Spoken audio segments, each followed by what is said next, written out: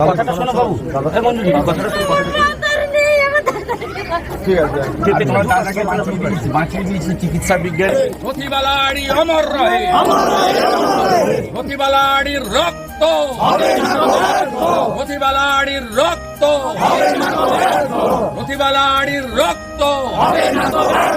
খুনি তৃণমূল হুঁশিয়ার, পুলিশ তুমি উর্দি ছাড়ো, পুলিশ তুমি উর্দি ছাড়ো, পুলিশ তুমি উর্দি ছাড়ো। এই মৃত্যু তার কোনো অ্যারেস্ট নেই, কিন্তু অযথা অনেক আপনাদের অনেক কর্মীদের arrest। আপনি অবাক হয়ে যাবেন, 57টা মামলা করেছে এক মাসে। পোলিং এজেন্টদের ঘর ছাড়া করেছে। 16 জন আইপিএস কে পাঠিয়েছিল মমতা ব্যানার্জি। তারপরেও 8,000 ভোটে নন্দীগ্রামে হেরেছে। পুলিশি অত্যাচার না হলে 20,000 ভোটে হারত। এই ঘটনার সিবিআই তদন্তের কথা বলেছিলেন, এই ঘটনার সিবিআই তদন্ত না, তার বাড়ির লোক কালকে সার্টিফাইড কপি তুলবো তো, কোর্ট খুলবে, কোর্টে যাবো তো, কোর্টে তো যাবো। একটা শিডিউল কাস্ট 56 বছরের মহিলা, তাকে এইভাবে খুন করা যায় না। আর যারা মূল আসামি, 25 জন যে মূল আসামি, তাদের কাউকে গ্রেপ্তার করা হয়নি। একজনকেও গ্রেপ্তার করা হয়নি। একটা শুন অ্যারেস্ট দেখিয়েছে একজনকে, যার নাম এফআইআর নেই, আর একজনের নাম এফআইআর আছে, তাকে করেছে। এগুলো পুরো তৃণমূলের সঙ্গে কথা বলে গটাপ করে করেছে এবং তাকে এসি চালিয়ে ভবানীপুর থানায় রেখেছে। দাদা, ভোট পরবর্তী হিংসা, দিকে দিকে বিরোধীরা আক্রান্ত হচ্ছে, কি বলবেন? দিকে দিকে ওটা তৃণমূলের একটা রোগ, তৃণমূলের লোক। আমরা 2,35,00,000 ভোট পেয়েছি, ওরা পেয়েছে 2,70,75 লাখ, 40 লাখের ডিফারেন্স। হ্যাঁ, তার মধ্যে 40 লক্ষই ছাপ্পা ভোট আছে,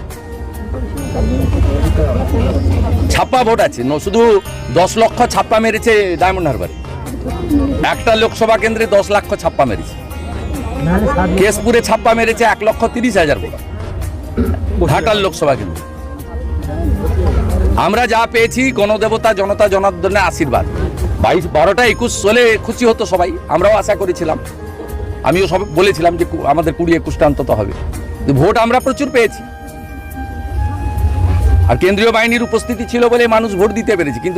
কিন্তু কেন্দ্রীয় বাহিনী গুন্ডাদেরকে তো দমন করতে করার সুযোগ দেয়নি, তারা রাজ্য পুলিশ দ্বারা পরিচালিত হয়েছে। বলছি, নন্দীগ্রামের সঙ্গে লোকসভা জেলার দুটো পদোন্নতি সাফ হয়ে গেছে আমার জেলায়। তো 16টার মধ্যে 15টা বিধানসভায় জিতেছি। নন্দীগ্রামের উন্নয়নের ব্যাপারে কি ধরনের পদক্ষেপ নেওয়া? কেন্দ্রীয় সরকারের যে উন্নয়ন করা উচিত সেগুলো নিশ্চয়ই করবে। কেন্দ্রীয় সরকারের যেটা রেল প্রজেক্টের কাজ ইতিমধ্যে শুরু হয়েছে, নন্দীগ্রাম দেশপ্রাণ রেল প্রজেক্ট যাতে শেষ হয় করব। এবং আমরা যেহেতু জাতীয় জলপথের মধ্যে নন্দীগ্রাম হলদিয়া, এখানে তো এটা জাতীয় জলপথ, এখানে রাজ্য সরকারের কোনো সুযোগ নেই। সেখানে রামেশ্বরমে যেমন ফোল্ডার ব্রিজ আছে, আমরা করার জন্য অনুরোধ করব আমাদের এমপির মাধ্যমে। অনুসারী শিল্প কিছু, এবং আমরা তো বরাবরই করি, আমরা করি। মূল উন্নয়ন তখনই হবে যখন এখান থেকে মমতা ব্যানার্জিকে বিদায় দিতে পারবো। আমরা 90টা বিধানসভাতে এগিয়ে আছি রাজ্যে। 146টা বিধানসভাতে 40% ভোট পেয়েছি। আমাদের আর 2% ভোট বাড়ালে 146টা বিধানসভা আমরা জিতে যাব।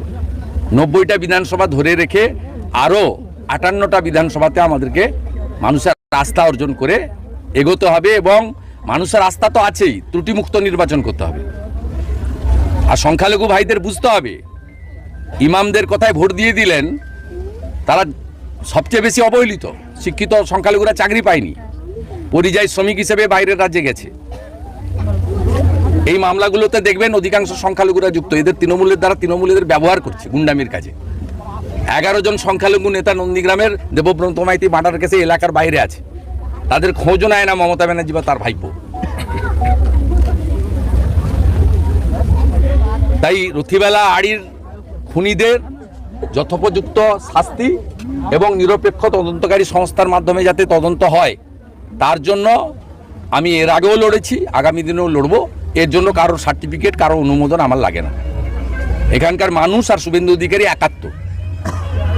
সেই কারণে 2021-এও তারা এত কাণ্ডের পরেও ভোট দিয়েছে। এবারেও কম সন্ত্রাস হয়নি। এবারে পুলিশ যেভাবে সন্ত্রাস করেছে, আপনি অবাক হয়ে যাবেন। 57 FIR lodge by the Mamata police during election period against Nandigram, আমাদের পার্টি কার্যকর্তা। পোলিং এজেন্টের বাড়িতে ঘুমাতে দেয়নি। কাউন্টিং এজেন্টে যারা যাবেন তাদেরকে হাইকোর্ট থেকে প্রোটেকশন এনে কাউন্টিংয়ে পাঠাতে হয়েছে। প্রত্যেকটা জায়গায় এই পাড়াতে আপনি মহিলারা অভিযোগটা শুনুন, প্রত্যেকে বলছে যে আমাদের রাত্রিবেলা কাউকে ঘুমাতে দিচ্ছে না, কোনো বাড়িতে পুরুষ নেই। অথচ যারা খুনি গড়চক্র এরিয়া থেকে এসে খুন করে দিয়ে চলে গেল, তাদের একজনকেও গ্রেপ্তার করা হয়নি, তাদেরকে বরঞ্চ জামাইয়া ধরে ভোটের দিন পুলিশ তাদের প্রোটেকশন দিয়ে দিয়ে এলাকায় ঘুরিয়েছে।